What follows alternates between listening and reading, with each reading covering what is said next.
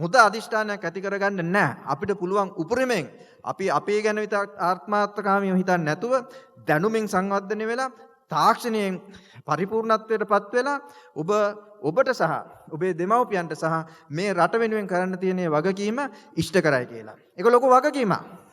අපිට විවේක ගන්න බෑ. ඔබලා මහන්සි වී වැඩ කර යුතුයි. ඔබලා මහන්සි වී ඉගෙන ගත යුතුයි. දැනුමින් සන්නද්ධ විය යුතුයි.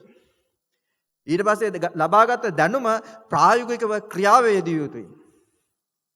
දිගටම ඉගෙන ගත යුතුයි. ඔබ ගණකාධිකාරීවරයෙක් විදිහට වැඩ කරන්න පුළුවන්, ගුරුවරයෙක් විදිහට වැඩ කරන්න පුළුවන්, ව්‍යවසායකයෙක් විදිහට තමන්ගේ ව්‍යාපාරය දියුණු කරගන්න පුළුවන්, ලංකාවේ ඉන්න පුළුවන්, පිටරට යන්න පුළුවන්. හැබැයි කොහේ හිටියත් මේ වගකීම අමතක කරන්න එපා. මොකද මම මෙහෙම කියන්නේ මම දැකලා තියෙනවා ජීවිතේ සාර්ථකත්වය ලැබුණාට පස්සේ ඒ ලැබුණු දරුවන් පිටරට යනවා සමහරවිට තමන්ගේ දෙමව්පියන්ගේ ඉඳන් රට ජාති ඔක්කොම අමතක කරලා දාලා අන්තිමට මෙම්බර්ෂිප් ෆී එකවත් ගෙවන්න නැහැ වෙන්න බෑ.